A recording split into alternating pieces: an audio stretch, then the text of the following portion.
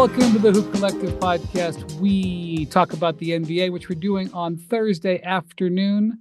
Joining us from New York City. I'm sure he's looking forward to his next trip to see the Sixers because he sees the Sixers every few days. It's Tim Bontemps. Hello, everybody. I'm going to Cavs Corner tomorrow. There's a game. No Sixers in my near future. There's a game in Cleveland tomorrow. Joining me from upstairs. It's not in Cleveland. Not in Cleveland, but involves That's right. Cleveland. It's in Boston. You're right. My bad. Joining me from upstairs here in our LA office, he's wearing makeup, is Bam MacMahon. Howdy, partners. Bontemps does not want to go to Cleveland because Moondog said he was a distant third in his favorite Hoop Collective personalities. I like going to Cleveland just fine. I've gone there plenty of times. I'm just not going there today, the day of the pod. I'm going to Boston. Win, place, or show. Somebody's got a show, MacMahon.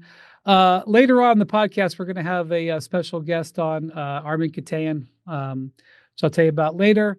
But first, we've got some interesting Western Conference games coming up here. The Lakers are playing the Timberwolves tonight, which podcast will come out. Then they got a couple of games over the weekend with the Clippers. And, one of the things that we've seen develop over the last couple of days as the Warriors continue to win without Jimmy Butler, and that'll guarantee, or with Jimmy Butler, that'll guarantee they'll lose tonight in Orlando, even though Orlando has been awful for like 2 months now, is really this kind of evaluation on, just how many teams in this Western Conference can actually win this thing. And, there's a perpetual disregard for the Thunder. There's nothing I can do, nothing that Bontemps and I believe the Thunder are leaders to win the West. Where are you at, MacMahon, on the Thunder? Do you believe, are they your favorite? Yes, I believe the team that has the best point differential in NBA history is the favorites in the Western Conference. Well, apparently that's a hot take. Apparently that's a hot take, because I said as much on NBA Today yesterday, and our social team put it out with like the eyes emojis. Oh, wow. Yeah. But anyway. What a concept. I mean, they have a 9-game lead. They have the best point differential in the history of the league. How could you say anybody else is the favorites? Seems like a pretty good case to me. What do I know? All right. But in the spirit of paying attention to what's happening in the West, where the Lakers and Warriors are surging, Denver is surging, I want to have a frank conversation. I don't want to know how many contenders you think are in the West, because contenders is a fungible word that can mean a whole bunch of different things. I want to know, how many teams do we think can win 12 playoff games in the Western Conference? 3 series, first to 4, that's 12, MacMahon. How many teams can win 12 games and reach the finals? How many places do I need to make hotel reservations? I've got them in Oklahoma City. That's the question. How many reservations do I need for the finals? That's right. I've got them in Oklahoma City. I've got them in Oklahoma City, Cleveland, and Boston. That's where I've got them right now. I'm prepared to expand my list. Well, Denver, you have to. Come on. Denver's got to be there. All right. Okay. Well, let's start. I have 4 cities saved. Okay. Go ahead. Let's hear. I have those 4 cities: Cleveland, Boston in the East, Oklahoma City, and Denver in the West. So you're saying you think Denver and Oklahoma City, in your view? I'm giving Nikola Jokic. The credit as being the best player on the planet and thinking he can win 12 games. He also has won 12 games. I think Denver is good enough to do it. I think they have certainly improved as the season has gone on. And most importantly, they have Nikola Jokic as arguably the best player, and they have Jamal Murray looking like the Jamal Murray from 2023 again, finally. So I think that gives them a chance to get through. But to me, the Thunder are the clear and obvious favorites. I think they're the fairly massive favorites to get to the finals. And like I said a couple weeks ago, I think it's at this point a real disappointment if the Thunder don't make it to the finals. I mean, you could talk about how young they are. You could talk about all these other things. Yes. Like MacMahon said, this is a team with a historic regular season, and there's not a team sitting out there like Boston or arguably even Cleveland in the West. So, yeah, I think it's Oklahoma City. I'm giving a tip of the cap to Denver, and no disrespect to everybody else, but I don't see anybody else is getting there. And I will say, look, people are going to get mad in LA and other places. If we would have said 1 year ago today who was going to make the finals in the Western Conference, we wouldn't have had the Mavericks in there. and they went 18-2 down the stretch and got out of the play-in and went on a crazy run and got there. So is that to say that somebody couldn't emerge? Sure. But as we're sitting here on that's February why this is a 27th, relevant conversation, because we've that's had where it sits. 2 years ago, we had a play-in team and the Lakers make the conference finals. And last year we had the MacMahon, they were the 5 seed, right? Yes. Okay. Yeah, So so they won 2 years ago in the East, we had a team make the play and come out of the play and make the finals. Yeah, so the Mavericks won 3 straight series where that's they were 12 the games. road team to start. I'm sorry, I was looking at my hotel reservations for the finals. I just now canceled Philadelphia. No. I think that was a safe call. Yeah. Are you sure that second thing? Are you sure you want to cancel this? You can cancel the play-in reservations there too, I think, at this point. Yeah. So MacMahon, how many places you got reservations still? Where else are you canceling? Well, and I made mine a while ago. I did make Memphis. I did make Minnesota.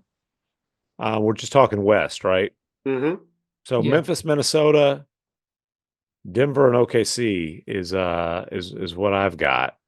Are you retaining those reservations? I mean, yeah, because I've got them. So still within the realm of possibility. I do not have it. For the purposes of this exercise, not actually, are you holding reservations in those places? You're saying you think Memphis was winning 12, can win 12 games, not that they're going to. I think it is very unlikely. I would say I don't think they have a 5% chance.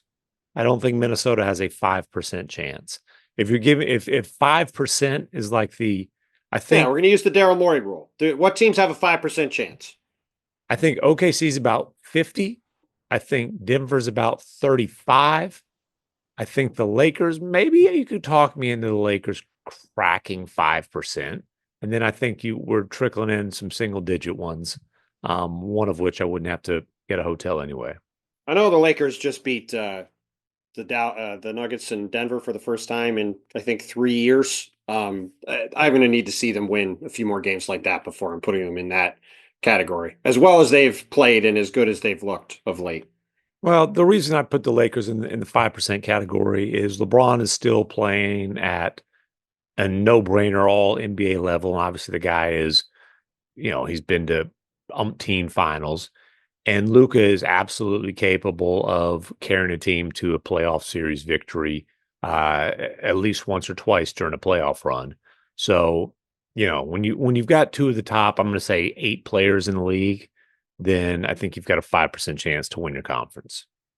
Yeah, to me, with the Lakers, it all comes down to whether or not this defense is legitimate. If the way that they're playing defense, which is wing heavy, pack the paint, allow a lot of threes. We were running the numbers today. The Lakers coming into this game tonight against Minnesota. The day everyone's got circled is January 15th. Since January 15th, they're like 15-4.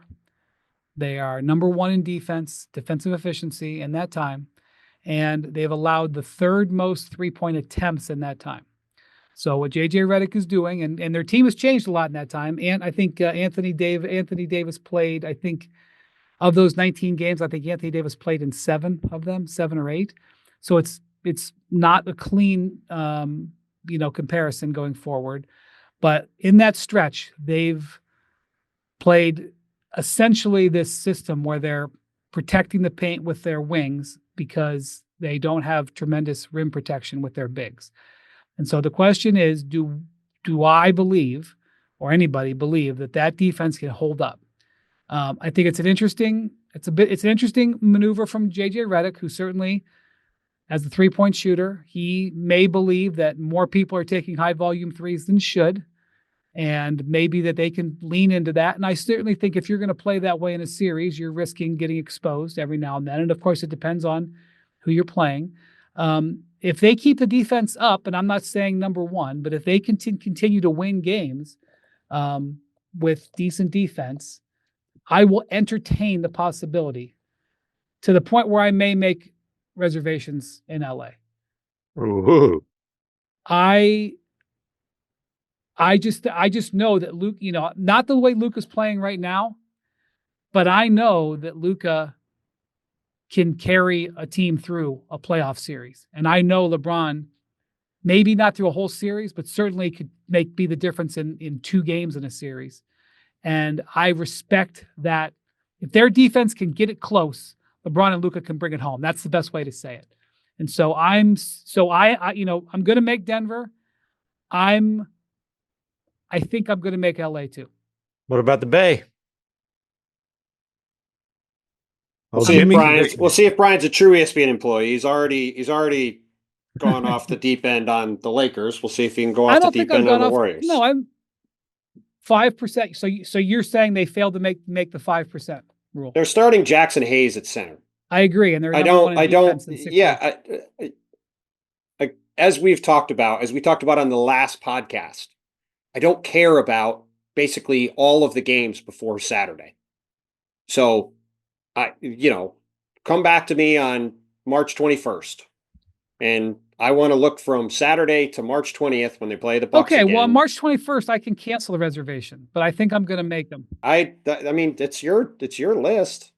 That's just I'm not worried about their defense over the last month. I am, because I know they're going to score. As I ignored them for the first part of the season, and I was considering putting a ban on talking about them. It was because I can't take a team ranked 24th in defense seriously. So if that's my rule, I have to take seriously a team ranked first in defense. Also, we were going to talk about them after they traded for Luka, whether they were ranked 34th Correct. in defense. That's not on this pod. We don't have to do anything. Yes, we would have. The other night, I got books to sell. We were going to talk about it. Exactly. And the other night, I mean, there were stretches of the game where Austin Reeves was guarding Kyrie Irving and had to do it. So that's all I would say I'm not really buying that as a team that's got the number 1 defense in the NBA. So let's see where they're at after the next few weeks. I'm also skeptical on the 6-week defense thing, but you cannot deny the star power. Sure. And as far as Jackson Hayes being the starting center, I think he'll play like a dozen minutes a game in the playoffs. I think they're going to. Yeah, I understand that. I'm not saying Jackson Hayes is going to be a 35-minute player. It's just it's a massive liability to their team. They have no size to the point where the Lilliputian Mavericks were killing them on the boards. All these teams other than Oklahoma City have liabilities. Well, that's why I think the list ends at 2, and I'm only going 2 because Denver has the best player on the planet. Hold on. What about old Splash and Crash, Steph and Jimmy? Look, the Warriors have gotten off to a great start with these guys.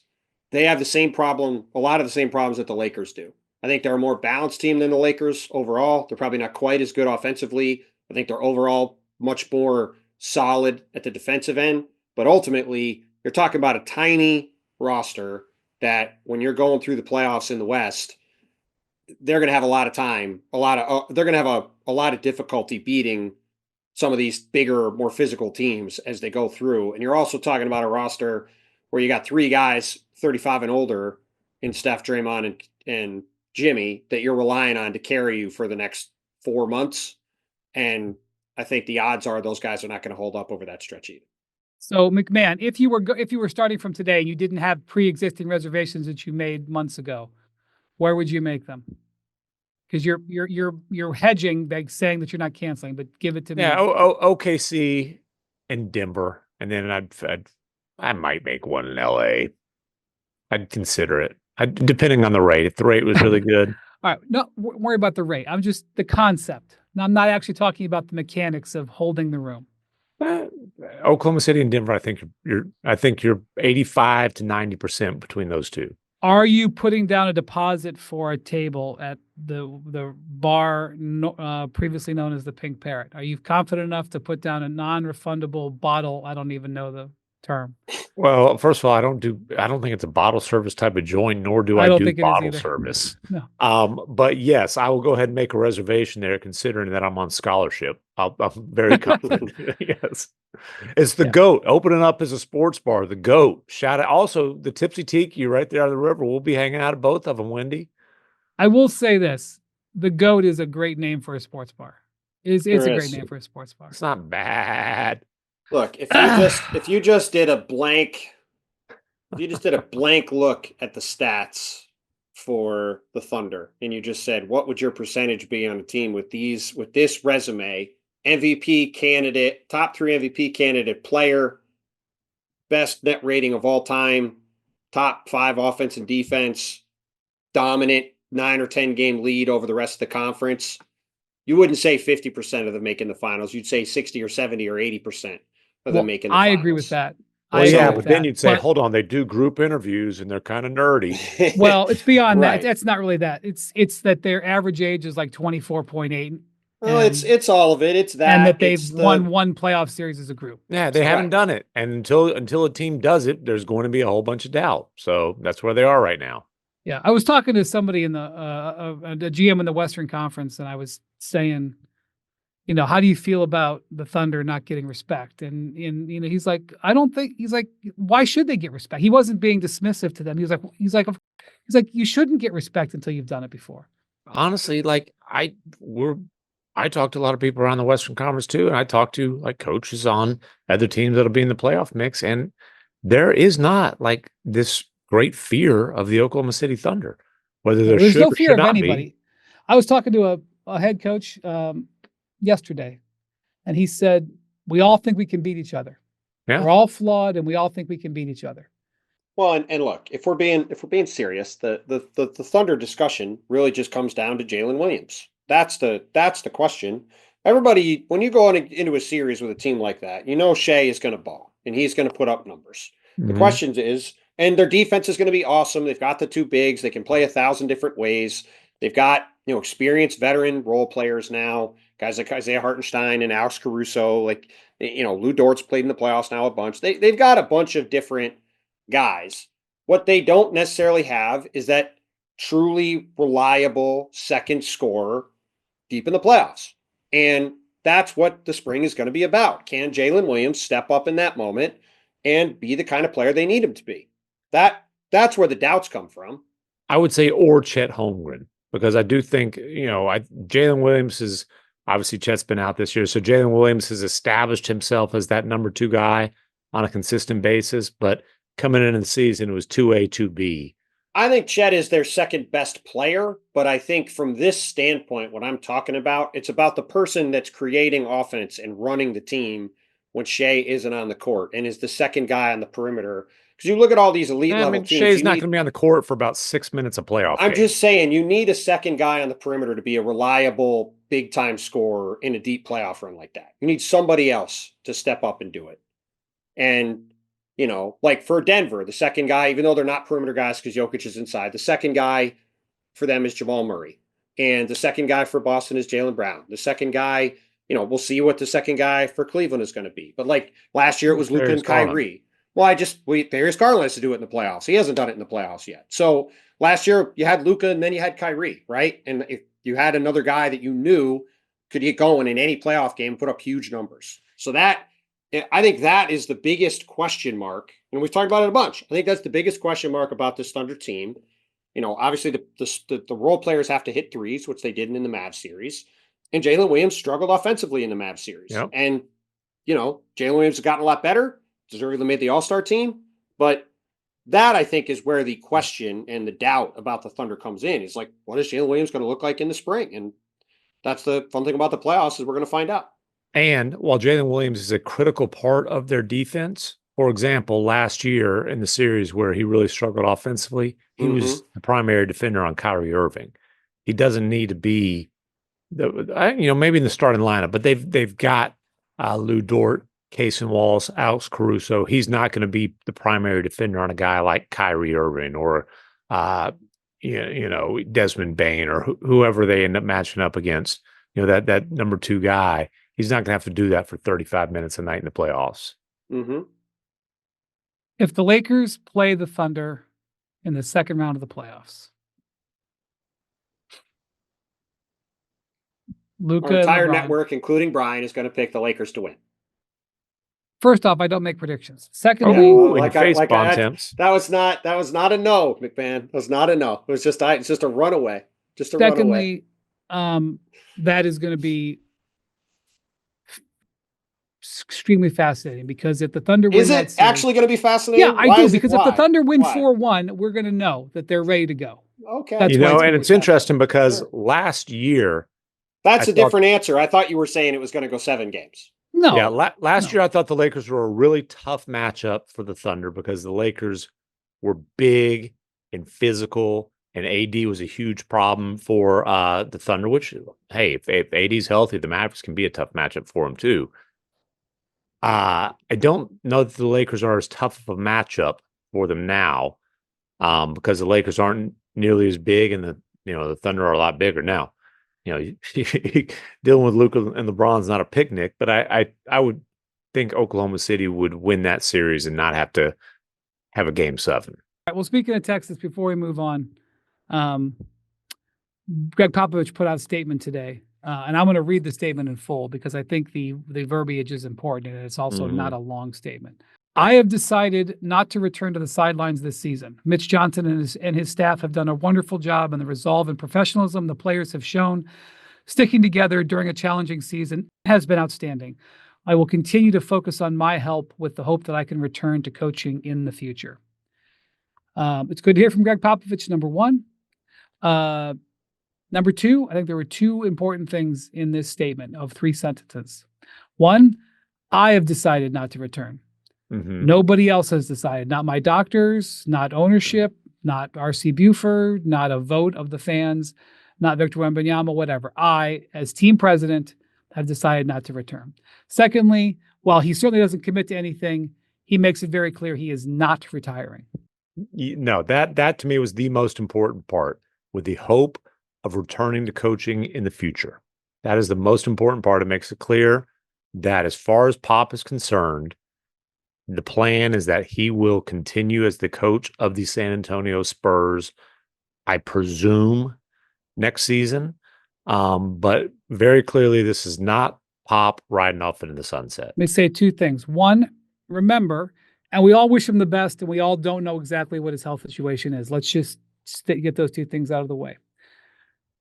One, remember in 2023, when Victor was going to be a rookie, he signed a 5-year contract extension. Not that he needed to sign an extension right like that. He obviously doesn't have job security issues, but the fact that he signed a 5-year extension was a signal to everybody. I'm going to be the coach for foreseeable future. Don't be looking at my job, Victor. I'm going to be your coach. That's number one. So we know that's what his plan was. Number two, this does put the Spurs in an interesting situation, because if he's making it clear, the organization has to have been thinking about what it's going to do. And now it's making it clear that he wants to continue coaching. And so the Spurs don't have a choice, assuming that he remains in the president's job and has the ultimate say. But it does make you wonder if they do something about having a coach in waiting, a more formalized coach in waiting. That will be interesting. The other thing this does is potential Pop replacements who are established head coaches elsewhere, I think will no longer have any interest, because nobody wants to be the guy who is perceived as trying to push Pop out. That's just not something that no one's going to put themselves in position to be disrespectful of a legend. I totally agree with MacMahon, both on the most important thing being he plans on coaching, and that I think people, for a lot of reasons, are going to be reticent to be seen like they're trying to push the guy out from the Spurs to people elsewhere. And so it's going to make for an interesting spring to see what the Spurs decide to do after they just made a big call to trade for De'Aaron Fox, and you've got the whole Victor Wembanyama blood clot situation to sort out, and you've got this to sort out. I mean, there's a lot of things to be excited about for the Spurs, but there's also a lot of questions, and it's going to be an interesting summer ahead. Okay. The Cavs have won 12 out of 13 games. The loss was the game that MacMahon, you were at in Cleveland. Since DeAndre Hunter got to Cleveland, the Cavs not only have been 6-0, but their average margin of victory in those 6 games is 23 points. Hunter is plus 46 in those 6 games, and I think he was 0 in game 1. So plus 46 his last 5. They specifically traded for him to have him to be used in this potential playoff series. Not that I expect what happens on Friday to determine everything, Bontemps. But the team that the Cavs lost to the Celtics against 3 weeks ago, whenever it was, is not the same team. Also, Dean Wade is back, who gives them some perimeter defensive assignment options. The Celtics had been looking great. They'd won 6 in a row. They go to Detroit and get handed. They had a couple injuries in the second half and faded down the stretch. Another great performance from Detroit, up to 8 in a row. Second night of a back-to-back for Boston. Pistons continue to look awesome. The simple question I have about this game is, how important is this game for Cleveland? I don't think it's that important, to be honest with you. Why? I disagree with that. With that. That seems like Cavs corner homer pom-poms out. Oh yeah. Old Moondog made an appearance here. Just put on the furry little head, Wendy. No, well, I think they now have a 7-game lead in the loss column. It's not about that. The Cavs made the DeAndre Hunter trade as a direct result of their games against Boston and the matchup with the Celtics, right? If they go into this game and they get smacked, I'm not saying they're going to get smacked, but let's say they lose by 20. Let's say that the Celtics handle them in this game, right? That's not going to be a great statement. I agree. Going into the playoffs. Now, if it's competitive, but I don't think they have to necessarily win the game. But to me, this is about, can the Cavs go out there and go toe-to-toe with Boston in Boston and have a quality game and, show they can go up against the Celtics and have it be a really competitive matchup. Because look, going into last weekend, this time a week ago, we're saying, and the Knicks are in a different spot, but it was, hey, the Knicks have the Cavs, the Knicks have the Celtics. Let's see where the Knicks sit. And the Knicks got rocked twice, and the entire look at the Knicks now is totally different. And obviously Cleveland's had a better year. The Cavs are going to be the 1 seed. All those things are true. But I think this is an important game from a optical and confidence level standpoint for Cleveland to go in there and show they can hang with the Celtics and potentially beat them on the road. Well, by the way, in the 3 games they played this year, Boston's 2-1. They played the first game in Boston. Boston won by 3. But if I remember, Bontemps, I don't think it was quite that close. The Cavs were down pretty heavy and then came back in the third quarter and made it competitive and then lost. Okay.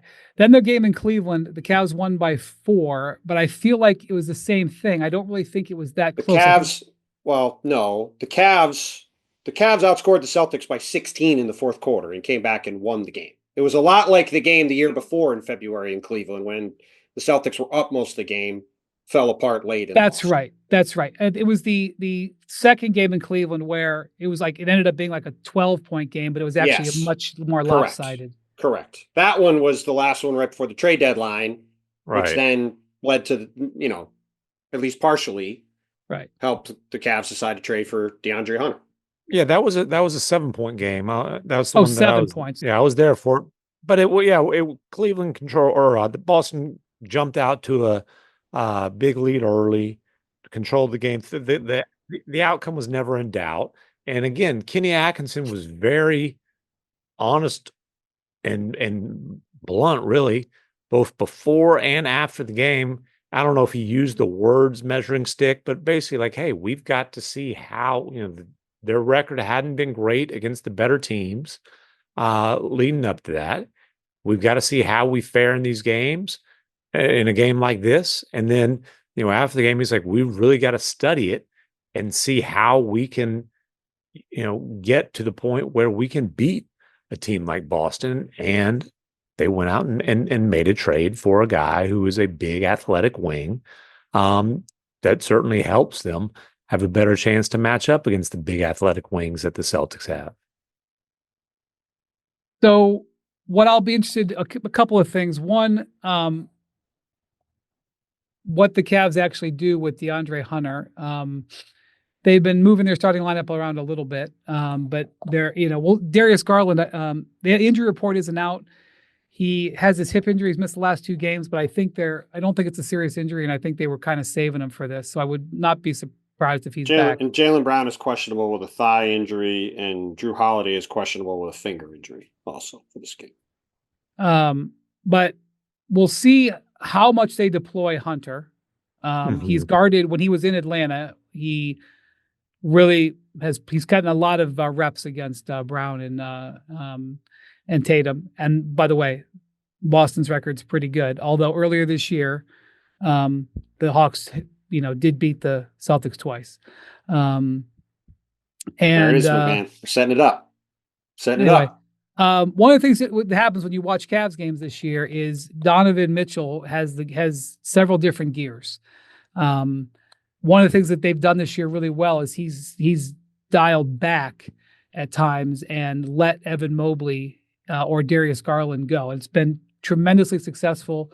Mitchell playing with a little bit less usage rate, little bit less of less minutes, less shots, has helped those two guys become all-stars. Donovan not caring what his stats are has been a huge development for him and for the Cavaliers. The fact that his minutes and his numbers are down a little bit, to me, is proof of his maturity and his leadership.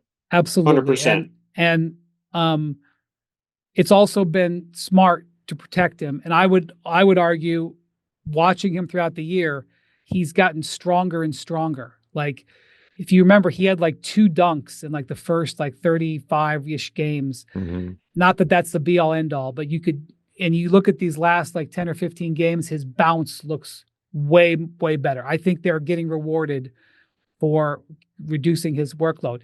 But there are also times, and the last Sunday's game against Memphis is an example when Darius Garland is out, where he has downshifted into historic Mitchell and gone hard.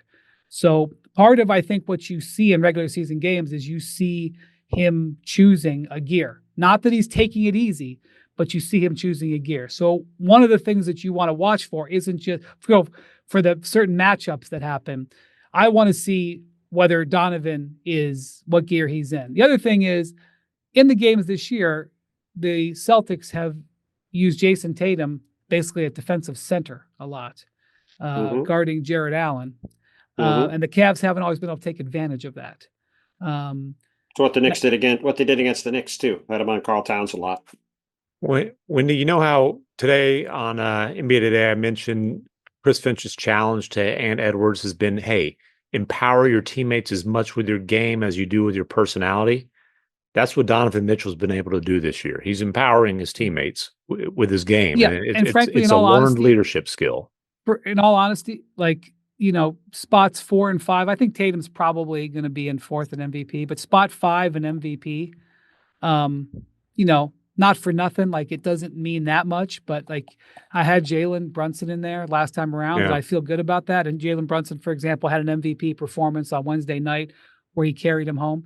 But like, to me, it's either him or Donovan Mitchell for just that reason. Like, Donovan might have earned it just because he's helped these two guys. And by the way, it was also Kenny Atkinson's, this is part of the reason why Kenny Atkinson's a favorite for Coach of the Year, because of his partnership in designing this concept with Donovan. Donovan had to buy it and execute it. Yeah. Well, look, last year in the playoffs, I was at the series, right? Donovan hurt his quad and couldn't finish the series and wore down as the things went on. And it's very clear from the beginning, the goal was to get to the end of the season and be in a different place physically than he'd been the last couple of years when they had grinded their way to every single game. And, the goal was to get to the playoffs 2 years ago, right? Then they got to the playoffs. They got absolutely smoked by the Knicks. Then last year, the expectation was to try to win a round, and they did everything they could to lose to Orlando. They wheezed through that series, and then they get smacked by the Celtics. Now it's like, all right, like, JB Bickerstaff got let go, and Kenny Atkinson got brought in to like try to level this thing up, right? And that's where it's been impressive from the way the Cavs have approached this whole season from Donovan Mitchell on down, because they have attacked it like a team that has real expectations of making the kind of run they want to have. And that goes back to the way Donovan has empowered those guys, which I don't think, you can't speak enough to McMahon's point. And the way he's, like you said, built himself into the season so that the hope for Cleveland is that he's at his peak in late May or, in late April and May and June when they're hopefully making a really deep run. All right. We will look forward to your reporting from Cleveland or from Boston. I keep thinking it's in Cleveland. Sorry. Wants it in Cleveland, McMahon. Wants an extra home game. Yeah, we'll see. I know the Cavs with the 7-game lead in the loss column are thinking they're going to have home court in that potential series. They certainly are. Certainly looking good. Before we go, I had a really nice discussion with Armen Keteyian about his new book, basically the memoir of Sonny Vaccaro, who's wrote it with him. and we're going to have that right now, right after this. Okay, now this is a special thing that I'm doing here. I get a lot of books sent to me. I have a lot of authors pitched to me, which I am happy to have on as an author myself, and I'm happy to read these books. And just within the last week, I had an author on. This one is different. So my guest right now is Armen Keteyian, who, if you're a person of a certain age, you are ubiquitous, Armen, because you have written 6 bestsellers and you have like 10 or 15 Emmys, and you were on 60 Minutes and you were on ABC and NBC.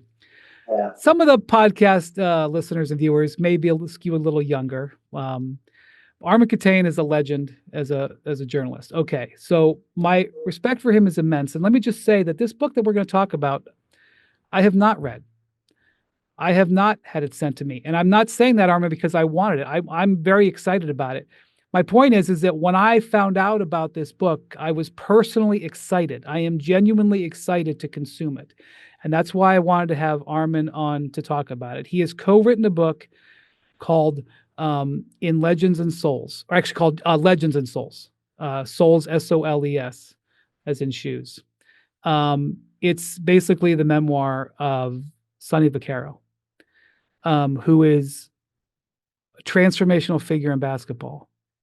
But before I talk about Sonny, Armen, I just want to say, the book that you wrote with Jeff Benedict on Tiger Woods, which if you're a golf fan or a Tiger fan, you have done many great projects in your career. But I will just tell you, as somebody who's written books on a very high-profile athlete who doesn't necessarily give you 35 hours of interviews, the book I read as a golf fan, I've read, and I'm filibustering. I haven't even let you talk yet, Armen. I'm sorry.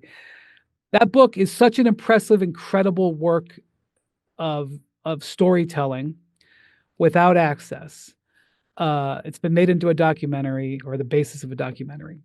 I highly encourage you to check that book out as well, as long as I've got Armen here. But Armen, first off, thank you for coming on. And welcome. I wish you could tell me how this process came together, because Sonny Vaccaro, if you don't know who he is, I feel like we were wasting time. I mean, they made a movie about it. Ben Affleck played Phil Knight and Matt Damon played Sonny Vaccaro, which is laughable if you know Sonny. Matt Damon played him. But where did this project come from before we started talking about it? So our relationship has, we don't talk every month. We didn't talk every week, but we talked quite a bit over the last nearly 40 years. And I was in the midst of working on another book called The Price, which was a deep dive into the chaotic state of big-time college football, which came out last August. And in August of 23, I reconnected with Sonny because part of that book was the Ed O'Bannon landmark O'Bannon which Sonny played a big role in. Played a huge role, pivotal role, seminal role in it.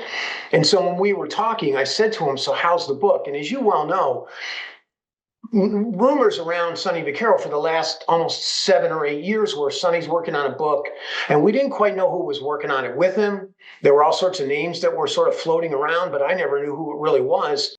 Yeah, as a quick aside, there's been a movie made. Phil Knight has written the book. There's been 100 articles and magazine stories or whatever, but Sonny has never done his story. He's never told his story his way. And that was so what I said to him was, I'm like, where are you with the book? And because he had said, there's a great chapter in the Price called Oppenheimer. And Sonny gave me this great quote. He goes, I was Oppenheimer. And I said to him, as I know you've said in the past to other people, please do not give that quote to anybody else ever again, because it's such a good quote.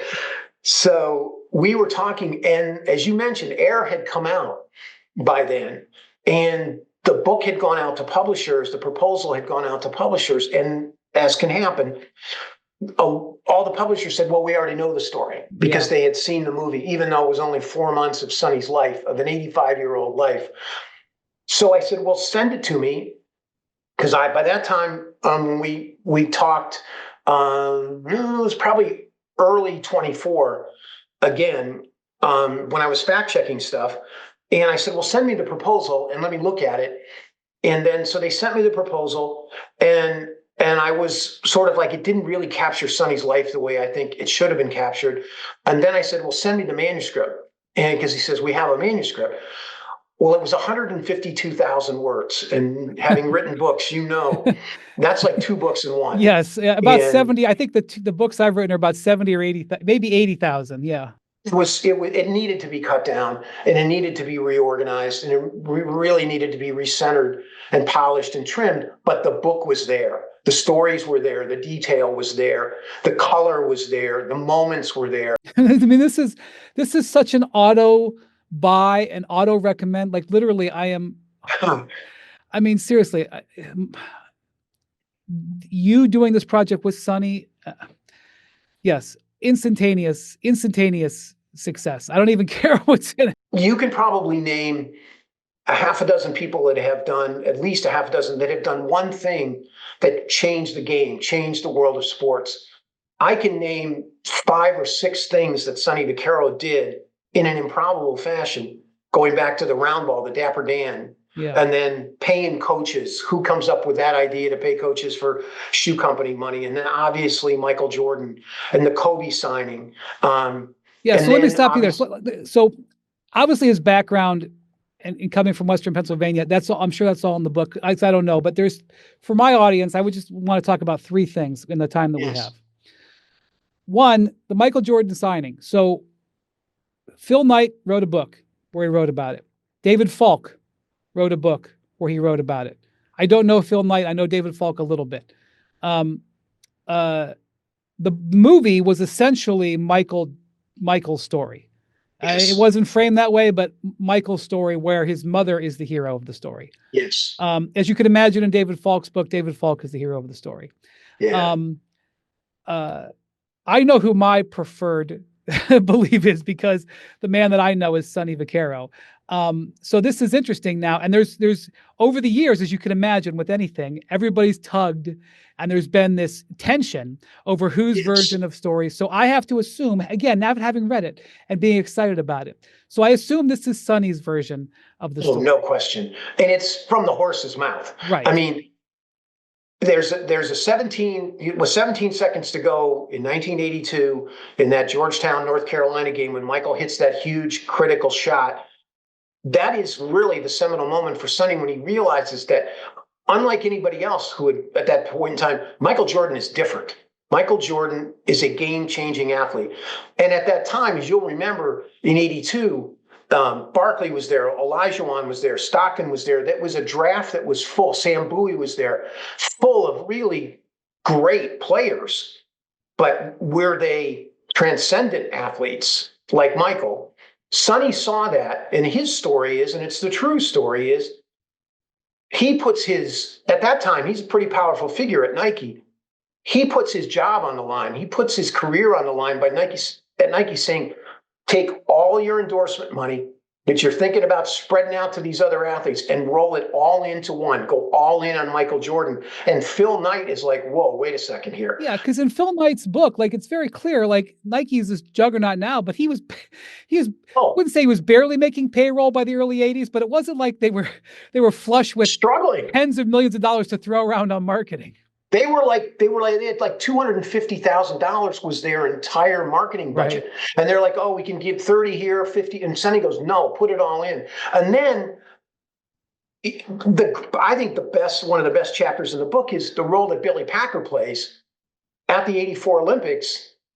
Well, I'll go back just quickly. Sonny has a meeting with Michael. He's never met him before, set up by George Raveling at Tony Roma's restaurant in Santa Monica, where Sonny says to Michael, based on Rob Strasser, who was the marketing genius at Nike, look, we're going to go all in on you. We're going to make a shoe. We're going to build our entire budget around. And Michael's like, thank you. I don't know Nike from Schmikey. I've never put my foot in a Nike shoe before. Obviously Converse at North Carolina. But if all things are equal, I'm signing with Adidas. And Sonny has to convince Michael, to listen. Michael listens. They make the pitch. Michael's interested. But then it comes down to this like television moment. You can't make it up. Billy Packer and Phil Knight meet at the Olympics, set up by Sonny. where Billy Packer had been around Bob Knight, who was coaching the Olympic team, and says, look, I'm not going to lie to you. I'm going to tell you straight in the face. I'm going to answer your questions. What Bob Knight said to me was, this guy has a chance to be the greatest of all time. And that moment, that seminal moment there was what convinced Phil Knight to go all in on Sonny's idea. And then there's so many other chapters with Michael, but talk about a moment in time, talk about something. And like you alluded to, Viola Davis, who was great in air as Michael's mom, had little or nothing to do with it in real life, but dramatic tension in a movie, she's perfect there. But and then as you alluded to, Brian, over the years, George Raveling, Michael Jordan, and Phil Knight have all tried to rewrite history and rewrite those moments. Well, this is Sonny Vaccaro's story. And if we're going to pick one out of the hat, I think Sonny's is the one that's... So I am biased, although I have immense respect for George Raveling. And I find Phil Knight's book, Shoe Dog, although he kind of rushes through some segments that I'd like to know more about Nike's history, but forget about that. Shoe Dog is a classic memoir. Yes. And obviously I don't know Phil, but a lot of respect, blah, blah, blah. I know the man, I know the man of those three of those people who has the best history of truth telling. It's Sonny. No and, question. the thing about Sonny is that, when I was dealing with him during the LeBron shoe wars, everything he said came true.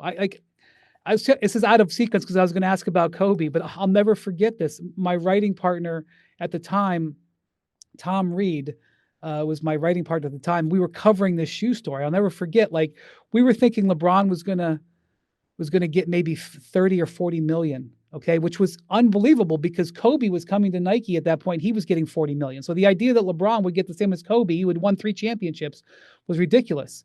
The bidding was going on, and Sonny was being honest with us. He was like, and he was like, listen, it's going to be 100 million. And we're like, Sonny, 100 million.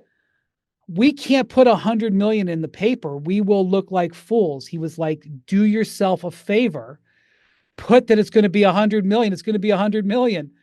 And so what I'm just saying is, in the moment, as he's trying to sign LeBron, he is being honest, probably more honest than he should have been.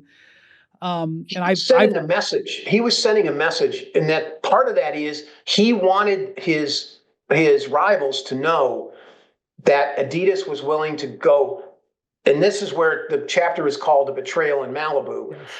It's a great scene. A betrayal in Malibu because they rented a mansion in Malibu. Yes. It was a Lakers playoff game. They sent a jet out for LeBron. One of Sonny's lieutenants, a wonderful guy named Chris Rivers, lived in Akron for like a year. They recruited LeBron. Sonny met and formed a relationship. Adidas was what LeBron wore throughout high school. He brought LeBron to his ABCD camp. LeBron had an incredible affinity and trust for Sonny.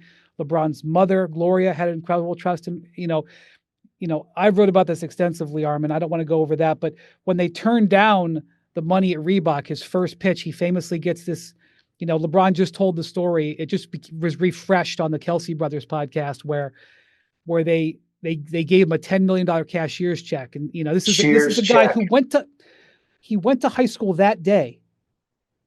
3:03. That's because I know I went to the same high school. The bell rings 3:03. A limo comes and gets him, takes him to the airport. They get on a jet, fly in a private jet. I don't know if he'd ever been on a private jet before. I think it was probably the first time. To the Reebok headquarters outside Boston.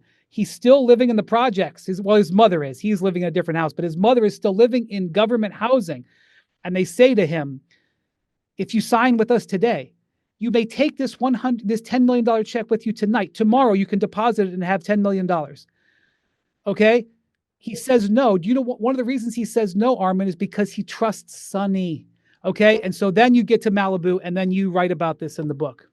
It's May 10th, 2003, and they're out there, and they have spent months putting this presentation together. Just boom, boom, boom, boom. And everything's going great until the moment where Sonny opens up the proposal and looks down and sees the number 70 million.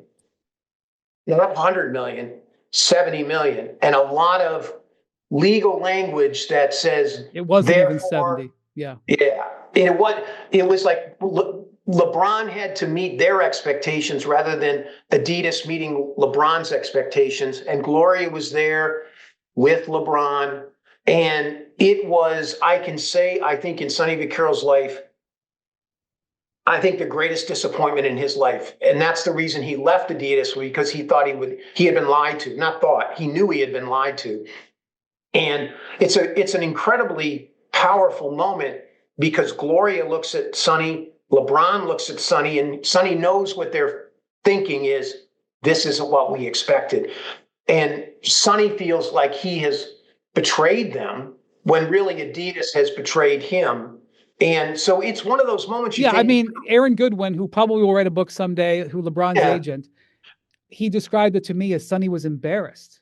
He was, he was embarrassed. And, again, Sonny has delivered Michael Jordan to Nike, the single greatest decision in the history of athlete endorsement marketing, one of the biggest decisions in American business. If you, maybe there's hedge funds or whatever, but,